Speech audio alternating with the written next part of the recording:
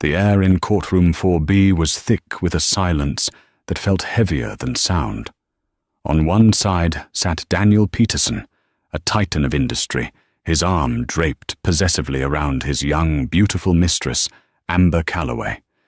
They whispered and smirked, radiating a confidence that bordered on contempt. On the other side sat Jessica Peterson, Daniel's wife, of 22 years. She wore a simple grey dress, her hands folded calmly in her lap. She hadn't spoken a word, not to her lawyer, not to the bailiff, not to anyone. Her silence was a strange, unnerving vacuum in the room. Daniel saw a woman defeated a ghost, already fading from his vibrant new life. But he was wrong. Her silence wasn't an admission of defeat. It was the calm before a storm she had spent a year meticulously planning, and in her briefcase lay a single forgotten document that was about to turn this polished courtroom into a theater of ruin.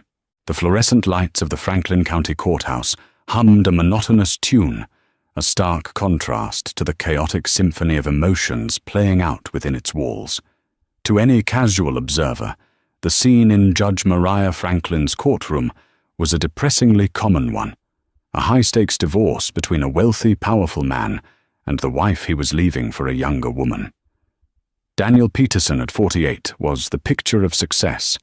His suit was a custom-tailored Zegna, his watch a Patek Philippe that cost more than most people's cars, and his smile was a weapon he'd sharpened over years of corporate takeovers. He was the founder and CEO of Peterson Development Group, a real estate empire that had reshaped the city's skyline. Beside him, Amber Calloway clung to his arm. At 26, she was all vibrant youth and expensive maintenance, perfectly straightened blonde hair, lips plumped with filler, and a diamond necklace, a recent gift from Daniel that sparkled cruelly under the sterile lighting. She looked at Jessica with a poorly concealed pity, the kind of look a victor gives to the vanquished. Then there was Jessica.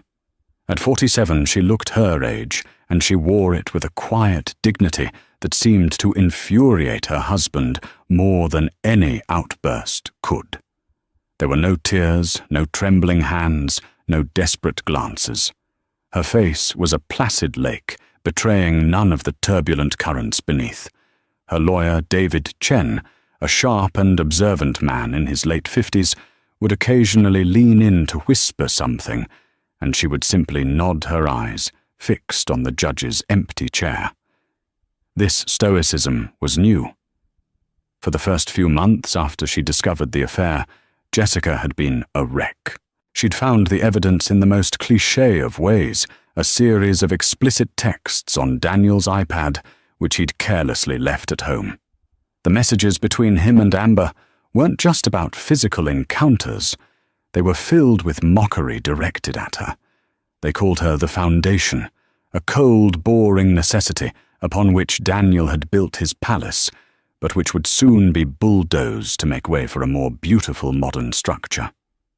They laughed about her practical wardrobe, her preference for reading over attending galas, and her complete lack of ambition. The words had shattered her more than the images of their liaisons. For 22 years, her lack of ambition had been the bedrock of his success. She was the one who managed their home, their finances, their son Kevin's entire life, so Daniel could be the visionary, the risk-taker. She handled the mundane, so he could be magnificent. She was the one who stayed up all night with him, poring over blueprints and business plans in their small apartment when all they had was a dream.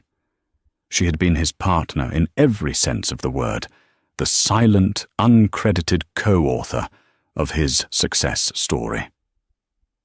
The discovery had sent her into a spiral of grief. She lost weight. She cried until her eyes were raw. She confronted Daniel, who didn't even have the decency to look ashamed. "Jess, come on," he'd said, sighing as if she were a business deal that had gone sour. "We haven't really been a team for years. We grew apart. It happens." Amber, she understands the man I am now. You're still living in the past. He offered her a generous settlement, a clean break. He would keep the company the main house and his portfolio. She could have the vacation condo in Florida, a lump sum of a few $1 million and alimony. It was enough to live comfortably, but it was a pittance compared to the nearly billion-dollar empire they had built together. It was a severance package for a long-term employee, not a fair division for a wife and partner. That was the moment the tears stopped. The raw, gut-wrenching pain crystallized into something cold-hard and incredibly clear. She saw him for what he was, a man who had not just betrayed their vows, but had actively rewritten their shared history to erase her role in it entirely. He didn't just want a divorce, he wanted to invalidate her entire life's work. She hired David Chen, a lawyer, known not for his courtroom theatrics, but for his meticulous, almost surgical approach to corporate and family law. At their first meeting, she was still fragile, but a flicker of resolve was there. "He thinks I'm a fool, Mr. Chen," she had said, her voice quiet but steady. "He thinks I'm the simple housewife he's been telling everyone I am. He's forgotten who I was before I was Mrs. Peterson." She then told him a story that went back more than 2 decades to a time before Peterson Development Group, before the skyscrapers and the private jets. A story about a young woman with a surprising inheritance and a shrewd, loving grandfather who had seen the ambition in Daniel Peterson long before she did, and had recognized the potential danger in it too. For the next year, Jessica followed a disciplined routine. She agreed to mediation sessions, where she remained mostly silent, letting Daniel's arrogant lawyers dictate the terms, all of which she politely refused through Mr. Chen. She let Daniel and Amber flaunt their relationship, enduring the humiliation of seeing them in newspapers and on society blogs. The whispers followed her through the grocery store, and at the country club she no longer felt welcome in. "Poor Jessica," they'd say. She let herself go. No wonder he left her. She absorbed it all, the pain, the pity, the condescension. She transformed it into fuel. While Daniel was celebrating his new life, Jessica was in Mr. Chen's office, or in the county archives, or on the phone, with financial analysts patiently gathering the threads of a past Daniel had long since forgotten. Her silence was not weakness. It was the sound of a trap being meticulously set. Frank Miller, Daniel Peterson's lead attorney, strode through the courthouse hallway with the unshakable confidence of a man who billed $1,000 an hour and had never lost a case that truly mattered.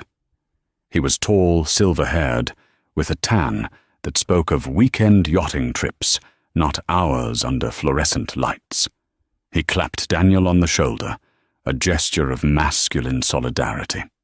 "Don't you worry about a thing, Dan," Frank said, his voice a low, reassuring rumble. "This is textbook. She's in the anger and denial phase. Her silence in there, it's a classic intimidation tactic from a weak position. She's got nothing, and her lawyer knows it. We'll be out of here by lunch." Daniel nodded, a smirk playing on his lips as he glanced back into the courtroom at Jessica. "She looks like a frightened mouse," he whispered to Amber, who giggled and squeezed his arm tighter. "Always was. I built an empire, and she organized the pantry. There's no comparison." In Daniel's mind, this was an open and shut case. His narrative was simple, and he believed irrefutable. He was the visionary, the genius who had turned a small construction loan into a multi-billion-dollar behemoth. Jessica was his supportive wife, a homemaker who had enjoyed the fruits of his labor. The law was clear on marital assets, and his offer of $5 million plus the condo was, in his and Frank's opinion, exceedingly generous.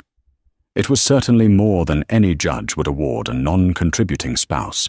The key, Frank had explained in their last strategy meeting, is to frame her role correctly.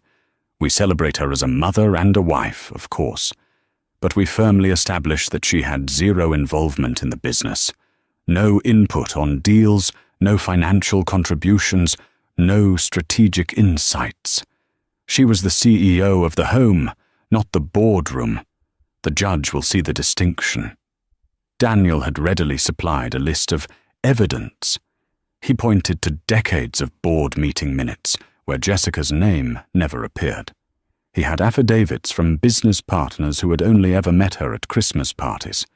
He emphasized that her college degree was in art history, hardly a qualification for real estate development. Amber, meanwhile, was living in the future Daniel had painted for her. She had already picked out the new furniture for the main house, a sprawling 15,000-square-foot mansion that Jessica had painstakingly designed and decorated. She'd spent hours on luxury websites, curating wish lists for their new life together.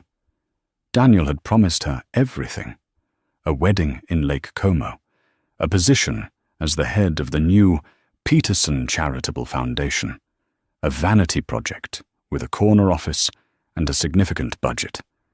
He had made her believe that she was stepping into a role that Jessica was too small, too simple to ever truly fill. "It's just a formality, baby," Daniel reassured her as they sat waiting for the judge. "Once this is over, we can finally announce our engagement. No more hiding. We'll get that ring you wanted this weekend." Amber beamed. The ring was a flawless 8-carat canary diamond they had seen at a private jeweler. Its price tag was more than the annual salary of most CEOs. It was a symbol to her of her victory.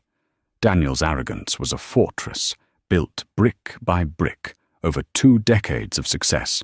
Every deal he closed, every building that rose under his name, every fawning magazine profile had reinforced his belief in his own singular genius. He had long ago convinced himself that he had done it all alone. Jessica's early contributions, her emotional support, the sacrifices she made, they had all faded from his memory, edited out of the official history he told himself and the world. He remembered their early days, of course, but he remembered them differently now. He saw his younger self as a struggling genius, and Jessica as the lucky woman he had chosen to accompany him on his meteoric rise. He'd forgotten the nights she'd spent co-signing loan applications with her perfect credit score when his was still a wreck. He'd forgotten that it was her idea to pivot from residential flips to commercial development, a move that had quadrupled their net worth in 2 years. He'd forgotten that her father had been a successful contractor and that she'd grown up reading blueprints at the dinner table. He had conveniently and completely forgotten. Frank Miller felt the same confidence. He'd deposed Jessica a few weeks prior. She had been polite quiet, and her answers were brief. "Mrs. Peterson, did you ever attend a board meeting of the Peterson Development Group?" Frank had asked. "No," Jessica replied. "Did you ever directly negotiate a land acquisition deal?" "No." "Did you have any professional role, paid or unpaid, within the corporate structure?" "No." It was perfect. She was admitting to it all. Frank had ended the deposition, feeling utterly triumphant. David Chen had just sat there, making notes, a small, unreadable smile on his face. Frank had dismissed it as the false bravado of a lawyer who knew he was outgunned. The man had brought a knife to a missile fight, so as they sat in the courtroom, the team of Daniel, Amber, and Frank was a picture of relaxed, inevitable victory. They saw the proceedings not as a battle, but as a coronation of their new reality. They saw Jessica's silence as the white flag of surrender. They had no idea it was the silent, patient countdown of a bomb. To understand the document that lay waiting in David Chen's briefcase, one had to go back 23 years to a dusty lawyer's office in a much smaller town, and to a man named William Bill Irvine. Bill was Jessica's maternal grandfather, a man forged from Depression-era hardship and post-war pragmatism. He wasn't flashy. He'd built a successful regional construction company through handshake deals, an obsession with quality, and an uncanny ability to read people. He wore flannel shirts, drove a Ford pickup until the doors rusted, and believed that a person's character was revealed not in their words, but in their balance sheet and their treatment of subordinates. He adored Jessica, his only grandchild. He had taught her how to read a surveyor's map, how to estimate lumber costs, and most importantly, how to see the foundation of a thing, be it a building or a person's ambition. When Jessica brought Daniel home for the first time, Bill was polite but quietly observant. Daniel was charming, handsome, and full of intoxicating dreams. He spoke of towers and empires, of changing the face of the city. Jessica, who was deeply in love, was swept away by his vision. Bill saw something else. He saw an ambition so vast it bordered on avarice. He saw a young man who was in love with Jessica, yes, but who was also in love with the idea of what she could help him become. A year later, Bill passed away, leaving Jessica his entire estate. It wasn't a staggering fortune by today's standards, but for a 24-year-old in the early 2000s, it was a life-changing sum, just over $850,000 in cash and stocks, the liquidated value of his life's work. Daniel was ecstatic. "This is it, Jess," he'd exclaimed, spreading blueprints across their tiny apartment floor. "This is the seed money. This is what launches everything. We can bypass the banks, the skeptical investors. We can do it our way." Jessica, eager to prove her faith in him, was ready to sign the entire amount over to him to start his company. But there was a condition in Bill's will, a final piece of grandfatherly protection. His lawyer, a man as old and methodical as Bill himself, explained it to her.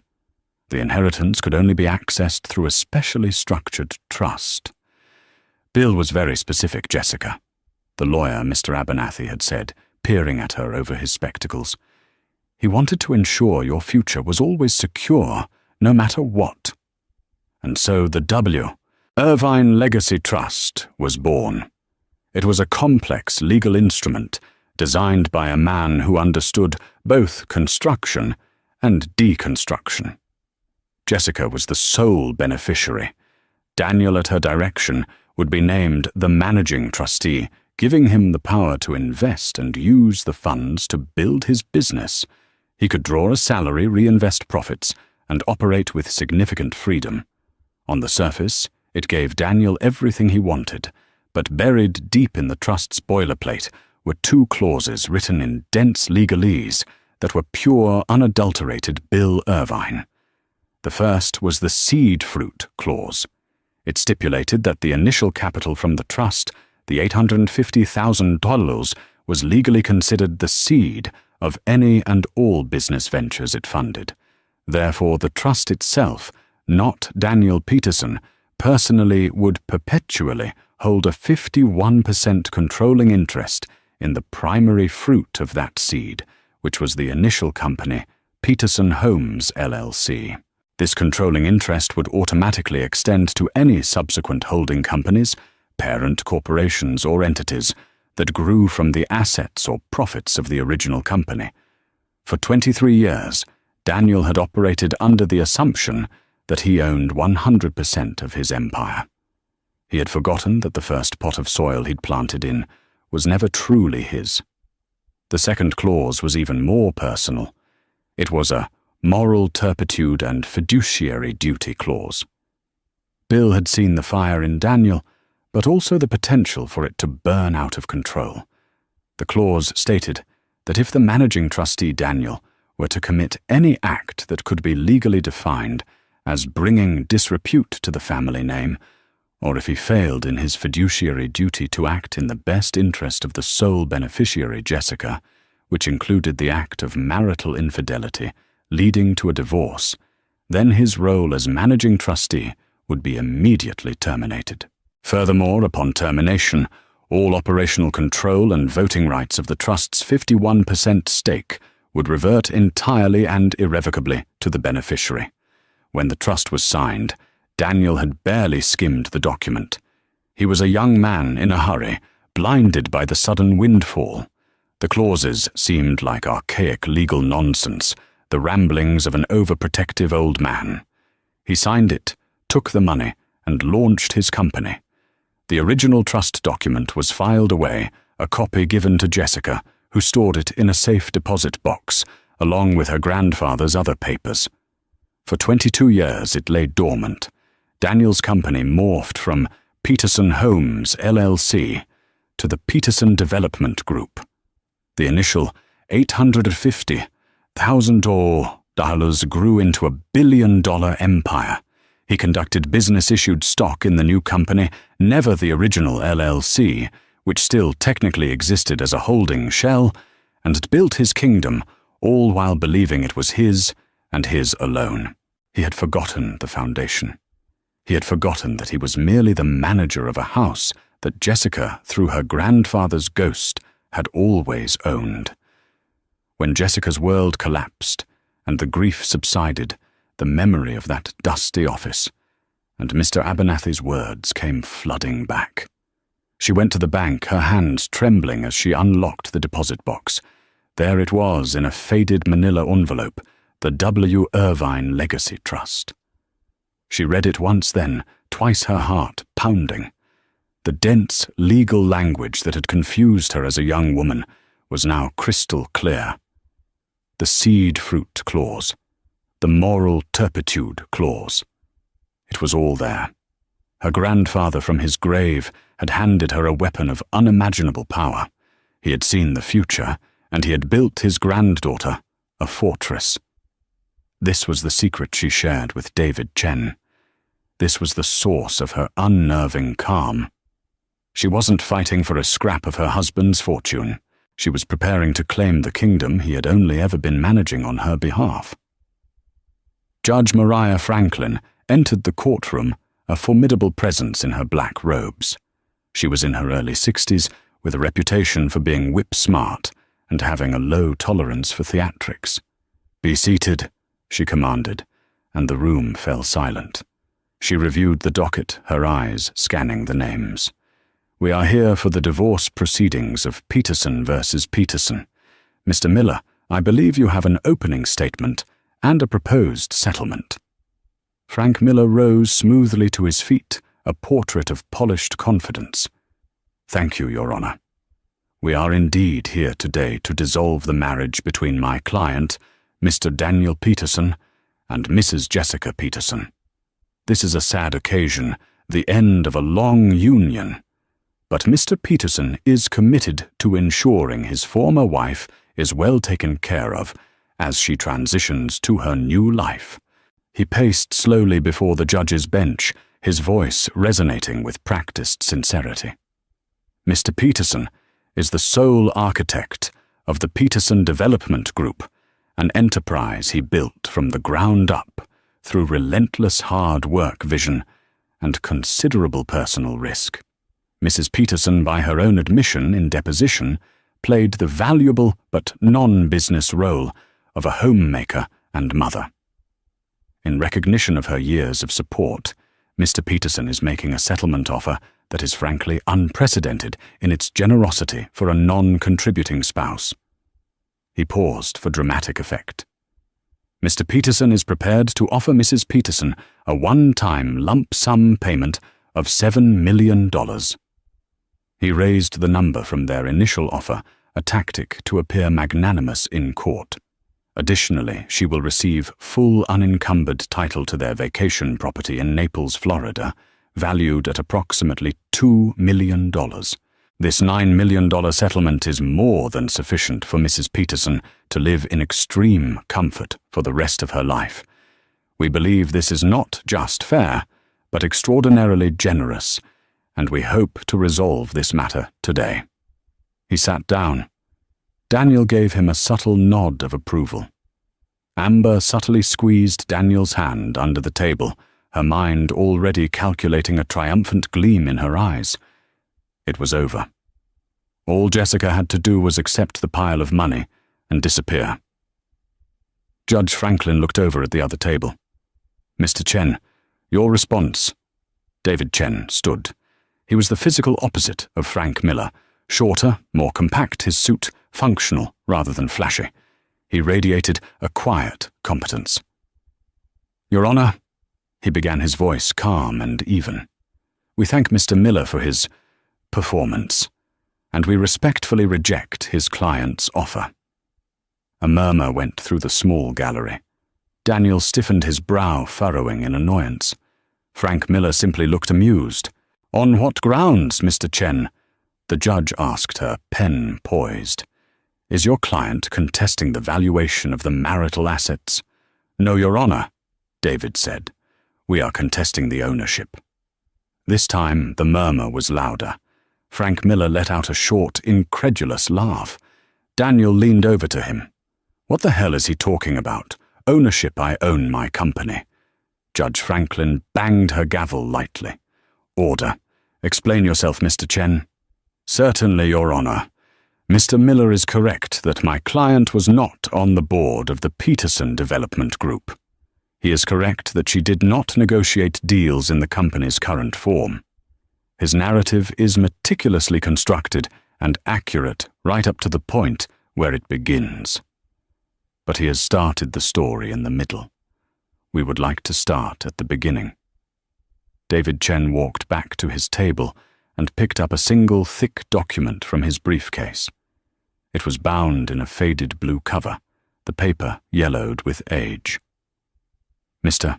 Peterson founded his first company, Peterson Homes, LLC, approximately 23 years ago. Mr. Miller referred to this as being built from the ground up, perhaps with a small business loan. This is inaccurate. The company was not funded by a loan. It was funded in its entirety by a single source, an investment of $850,000. Chen paused, letting the statement hang in the air. He looked directly at Daniel, whose face had gone from annoyed to confused. He was searching his memory, the gears turning. "This capital," Chen continued, his voice dropping slightly, "didn't come from Mr. Peterson.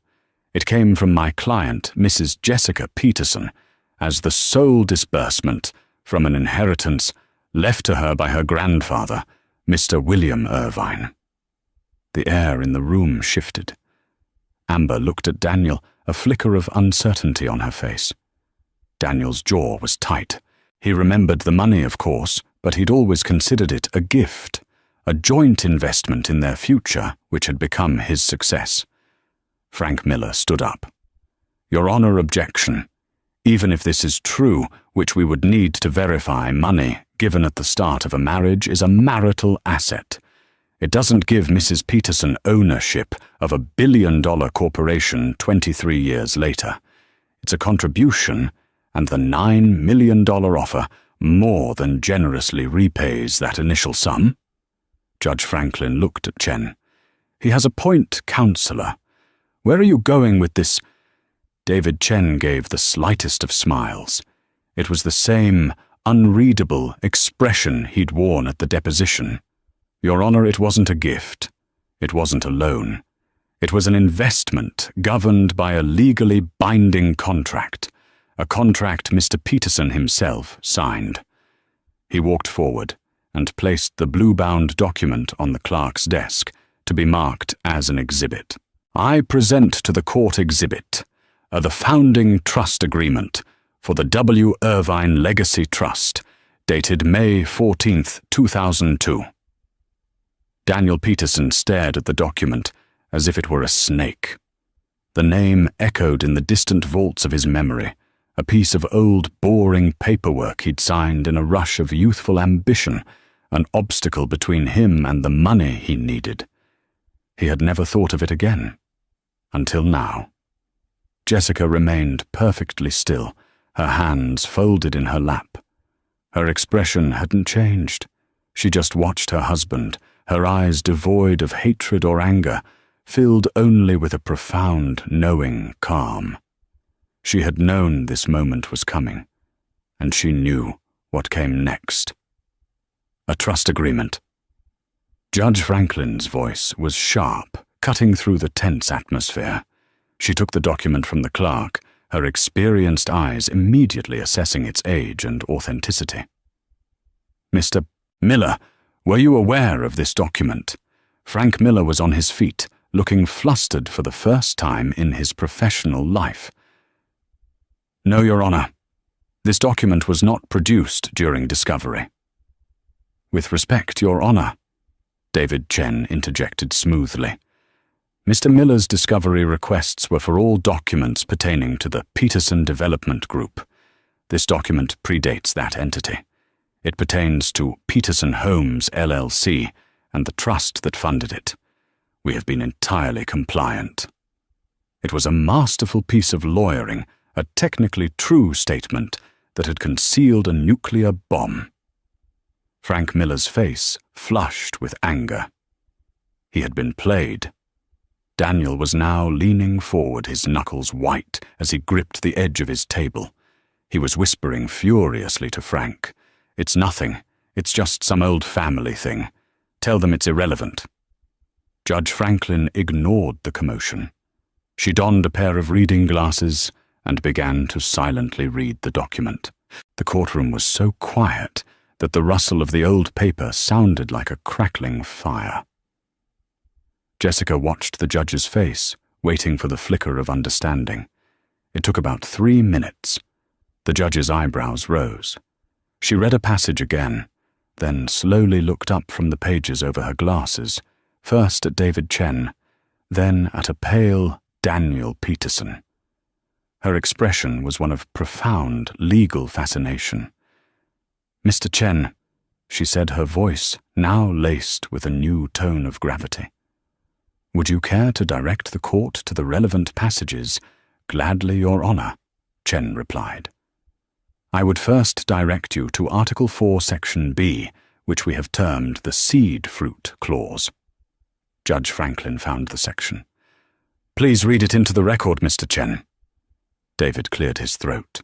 The initial capital of this trust hereafter referred to as the seed capital.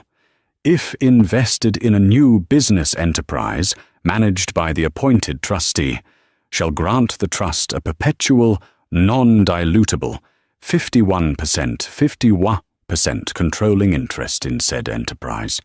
This interest shall automatically extend to any and all successor entities, parent corporations, or holding companies that are a direct financial result of the initial enterprise's growth, profits, or assets.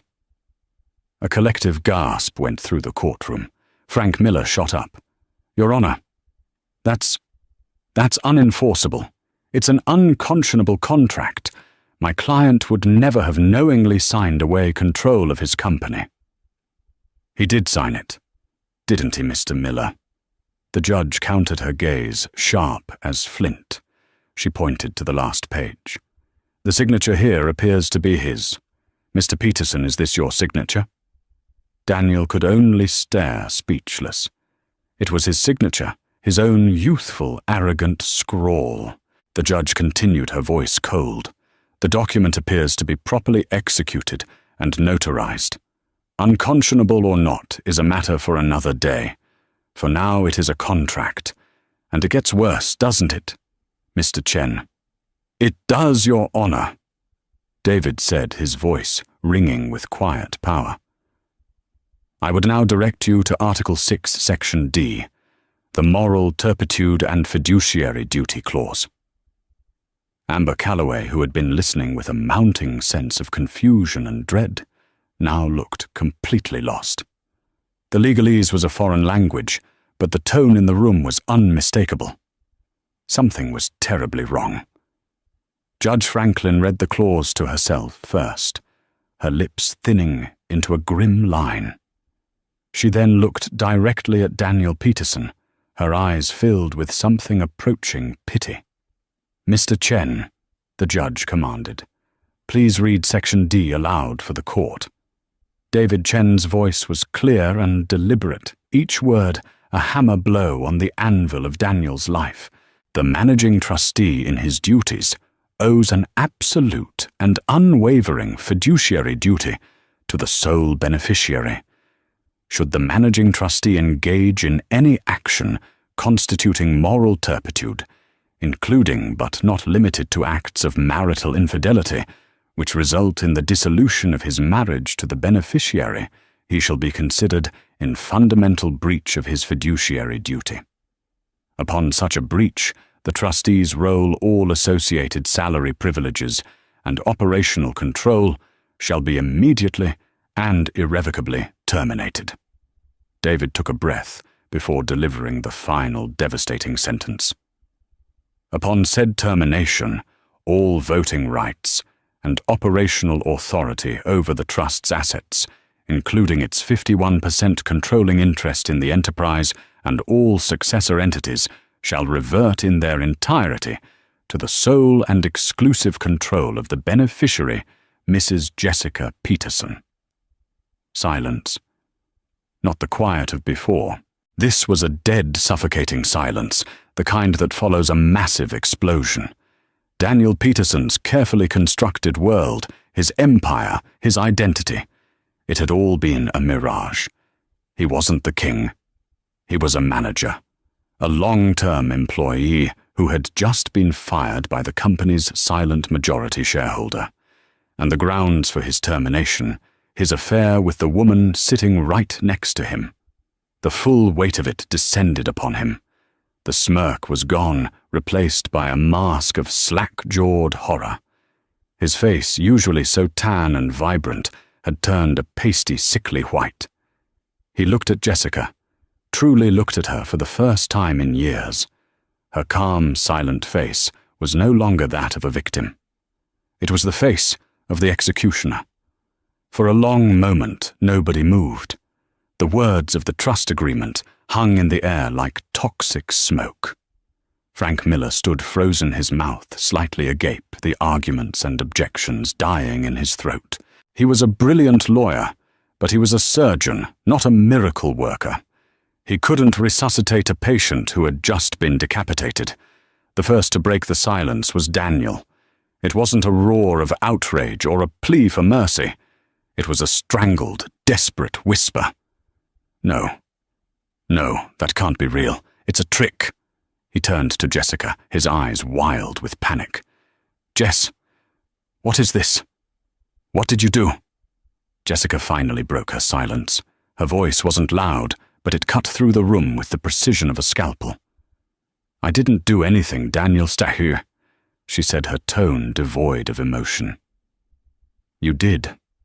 You signed the papers. You built the company with my grandfather's money under his terms, and you violated the contract. Her use of the word contract instead of vows was devastating. It stripped away all pretense of their marriage and laid bare the cold business reality of his transgression. Judge Franklin cleared her throat, bringing the focus back to her.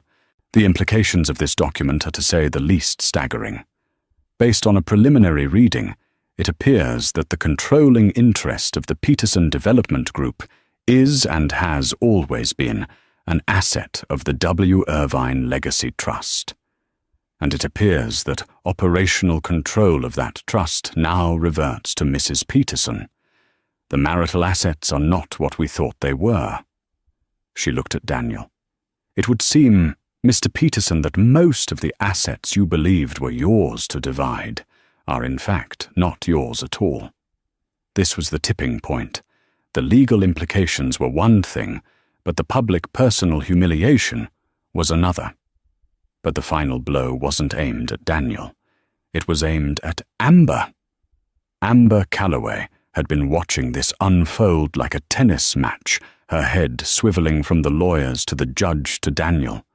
The color had been draining from her face as the reality of the situation slowly dawned on her. The money, the house, the foundation, the status. It was all tied to Daniel's ownership of the company. She still clung to a sliver of hope, the hope of a woman who believes in the power of the man she loves. She turned to Daniel, her voice a frightened whisper. Danny, what does this mean? Tell me what this means. Before Daniel could answer, Judge Franklin spoke her voice, leaving no room for illusion.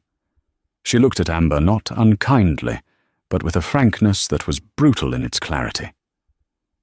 "It means Ms. Calloway." The judge said that the life Mr. Peterson promised you was built on a foundation he didn't own. The fortune he used to charm you, the houses he offered you, the very company that gives him his name, according to this document, more than half of it has always belonged to Mrs. Peterson. The judge then delivered the fatal strike. She looked back down at the trust document. "And it also means that any promises he made to you about your financial future were promises made with assets that were never his to give away." That was the sentence that shattered Amber Calloway. It wasn't just about the money. It was the complete and utter annihilation of her reality. She wasn't the beautiful young woman who had captured the heart of a powerful king. She was the foolish girl who had been seduced by a court jester, a man who had been wearing a borrowed crown the entire time. The canary diamond on her neck suddenly felt like a cheap piece of glass. The smirks she had shared with Daniel, the pitying looks she had given Jessica, it all came rushing back to her, recast in a new, horrifying light of her own gullibility. She hadn't won. She had been a pawn in a game she never even knew was being played the very instrument of her supposed lover's self-destruction. Her breath hitched. A low, guttural sound escaped her throat, a mix of a sob and a gasp. Her perfectly made-up face contorted in a mask of pure agony. The world she had so confidently planned to step into had just evaporated into thin air, revealing a gaping abyss beneath her feet. "No," she whimpered, shaking her head. "No, he promised." Her eyes rolled back in her head. Her body went limp, and she slid sideways off her chair, collapsing onto the courtroom floor in a heap of designer fabric and shattered dreams. Chaos erupted. The bailiff rushed forward. "Code Blue in courtroom 4B, he shouted into his radio. Frank Miller scrambled to help her, while Daniel just stared at her crumpled form on the floor, his mind finally completely broken by the scale of his ruin. And through it all, Jessica Peterson sat perfectly still. She didn't look at Amber on the floor. She didn't look at her husband's horrified face. She just looked straight ahead at the judge, her expression unchanged. Her quiet, dignified silence had finally been understood. It was not the silence of defeat. It was the silence of victory. The sight of Amber Calloway being attended to by paramedics effectively ended the day's proceedings. Judge Franklin adjourned the court, setting a new date to deal with the monumental fallout of the trust document. The courtroom cleared out in a buzz of shocked whispers, leaving a scene of carnage in its wake. Daniel Peterson was slumped in his chair, his head in his hands, muttering to a shell-shocked Frank Miller, who could only offer platitudes about appeals and challenges that they both knew were futile. Jessica stood up, collected her purse, and gave a brief, polite nod to her lawyer, David Chen. "I will call you tomorrow, Mr. Chen," she said calmly. "An excellent day's work, Mrs. Peterson." He replied, a deep respect in his voice. She walked out of the courtroom alone. The hallway which she had entered, feeling the weight of condescending stares, now parted for her. People looked at her differently, with awe, with fear, with a newfound respect. She didn't acknowledge them. Her face wasn't gloating or triumphant. It was simply serene. She had not come here for revenge. She had come for reclamation. The weeks that followed were a legal whirlwind, but the outcome was never in doubt. The W. Irvine Legacy Trust was ironclad. Daniel's legal challenges were dismissed one by one. He was forced to step down as CEO of the company he had built, handing the reins over to a transitional board appointed by the trust's new sole controller, Jessica. He lost the mansion, the cars, the accounts, and the jet. Everything that had been purchased under the corporate umbrella now belonged to the corporation he no longer controlled. He was left with a personal checking account containing a few $100,000 and a portfolio of stocks he had acquired, separate from the company, a fraction of his former worth. He also had Amber, who after being discharged from the hospital had a screaming match with him in the lobby of the hotel he was now forced to live in. Their relationship, built on a currency of power and wealth, could not survive the sudden bankruptcy of both. She left, taking the Canary Diamond with her, the only thing she managed to salvage from the wreckage. Jessica, however, did not liquidate the company. She did not fire all the employees. She did not erase Daniel's legacy out of spite. That was never her intention. Her grandfather had been a builder, not a demolisher. She stepped into the role of chairperson of the board. Her art history degree, which Daniel had so often mocked, had given her a keen eye for design, structure, and history. Her years managing a complex household and their personal finances had made her a formidable administrator, and her quiet, observant nature meant she had listened for 22 years as Daniel discussed every deal, every strategy, every mistake at the dinner table. She knew the business better than anyone. Her first act was to formally rename the company. It was no longer the Peterson Development Group. It became the Irvine Legacy Group, in honor of the man whose foresight had made it all possible. She implemented a new charitable foundation, a real one that focused on building affordable housing and community centers in underserved neighborhoods, a dream she had once shared with a younger, less arrogant Daniel. She sold the ostentatious mansion and moved into a tasteful, comfortable penthouse apartment downtown. She reconnected with her son, Kevin, who was in college and who had been torn between his parents. For the first time, she was able to explain the full story to him, and he finally understood the quiet strength his mother had possessed all along. Jessica was rarely seen in the society pages. She didn't attend galas or seek the spotlight. She found her joy in her work, in seeing her grandfather's name associated with positive growth, and in the quiet evenings spent reading a book, a cup of tea in her hand, finally at peace.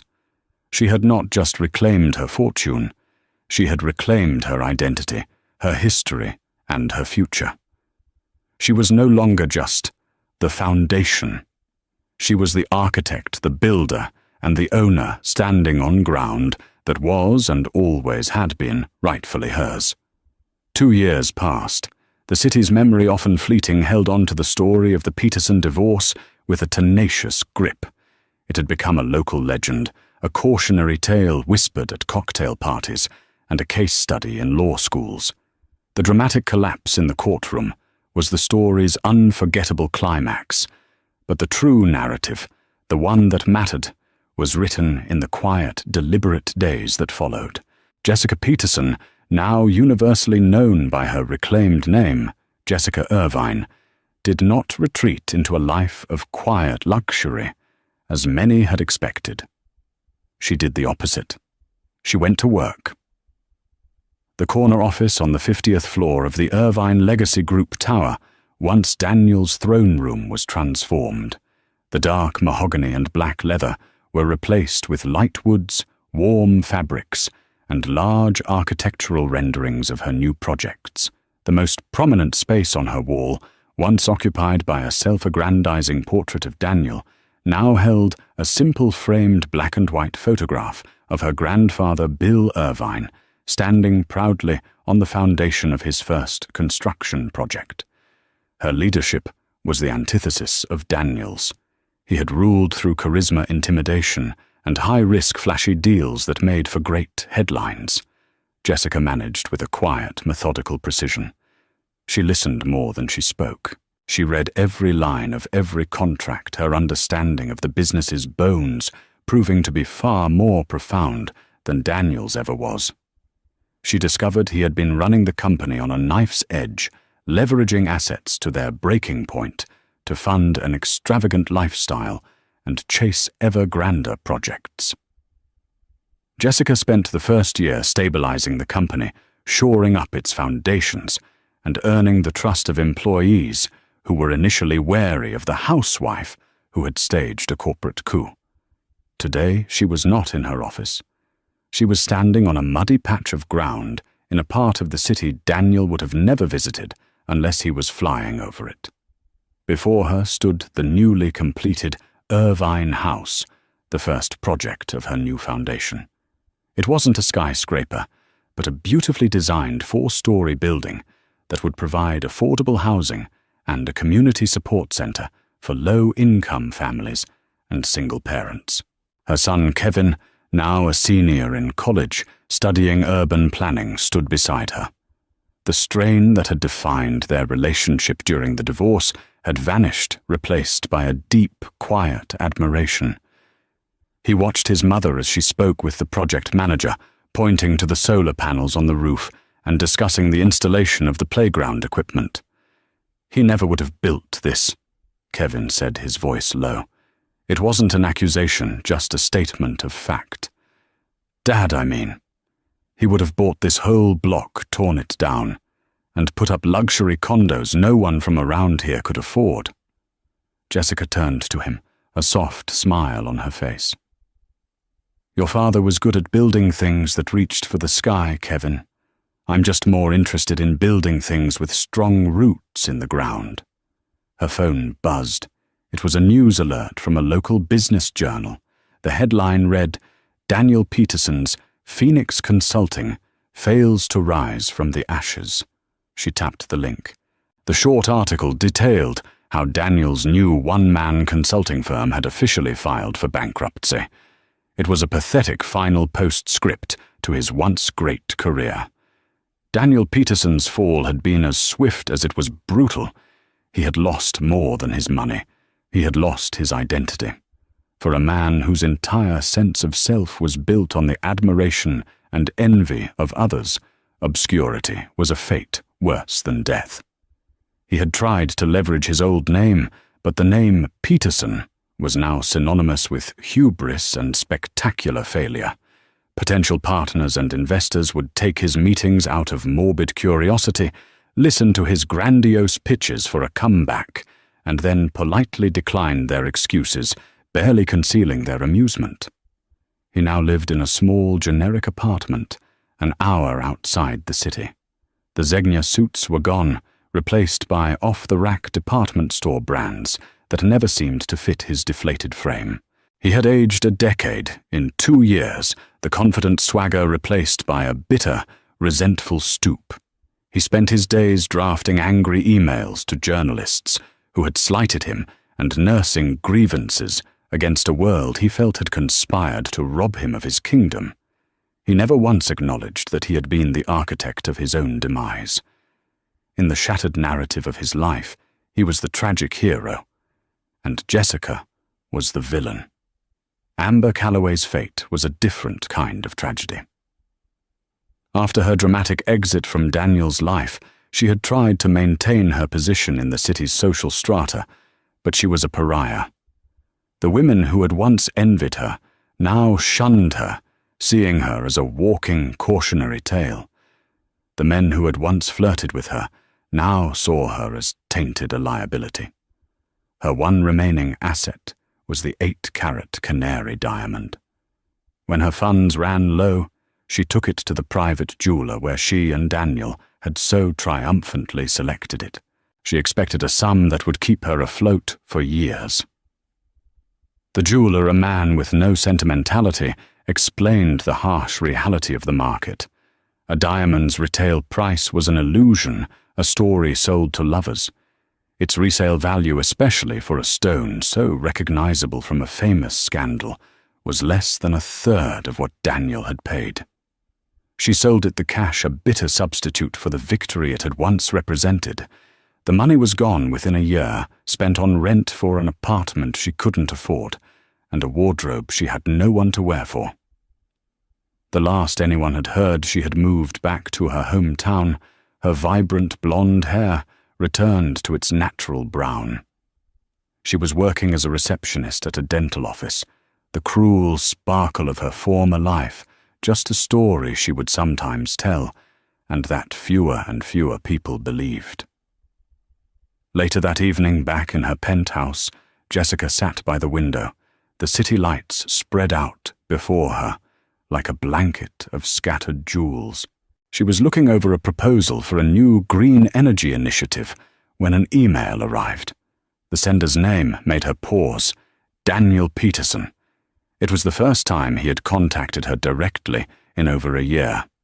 Curiosity, a final ghost of their shared past, compelled her to open it. The email was long and rambling, a pathetic monument to his complete lack of self-awareness. It wasn't an apology. It was a proposition. Jessit began the informal address, a jarring attempt at a connection that no longer existed. I was thinking about the early days, the little apartment on Elm Street. We had nothing but a dream, but it was our dream. I know things ended badly, but what we built together, it was legendary. That vision, the one we shared, is still in the DNA of that company. You've done a good job stabilizing it, I'll admit. But you don't have the fire, the vision, to take it to the next level. I do. I always did. What you have now is because of the foundation I laid. What if we combined our strengths again? You handle the management, the boring stuff you were always good at. Let me come back as a consultant, a strategist. Let me be the visionary again. Together we could truly be unstoppable. We could show them all what the Peterson name really means. Jessica read the email twice. She felt a profound sense of pity, not for the man he was now, but for the man he might have been. He still didn't get it. He called it the Peterson name when it was Irvine money. He called her work boring stuff when it was the very substance of their success. He saw her as a manager of his dream, still unable to grasp that she was the owner of her own reality. He hadn't changed. He was incapable of it. He was a ghost, haunting the ruins of a palace he thought he had built, rattling chains he himself had forged. She moved her cursor to the reply button and held it there for a second. What could she say? What words could possibly penetrate a fortress of ego so complete? She realized in that moment that there were none. Her silence in the courtroom had been her most powerful statement, and her silence now would be her final act of freedom. She moved the cursor away from reply and clicked delete. The email vanished. Jessica stood up and walked out onto her balcony. The cool night air washed over her. She looked out at the skyline, at the towers Daniel had built, their lights twinkling in the darkness. She no longer felt the sting of his betrayal when she looked at them. She felt the weight of her responsibility. They were part of her legacy, now her grandfather's legacy. Her work was not to erase the past, but to build a better future upon it. She had won the war, but more importantly, she had finally and completely won the peace. Thank you for joining us for this incredible story of quiet strength and hidden truths.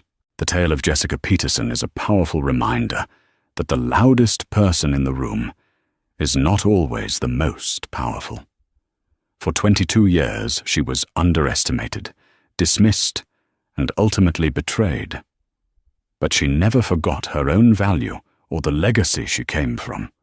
Her silent, meticulous planning in the face of public humiliation shows that true justice isn't always about shouting. Sometimes it's about knowing which document to keep safe and when to reveal it.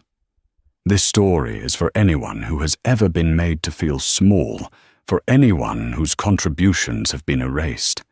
It proves that the truth, no matter how long it's been buried, has a way of coming to light.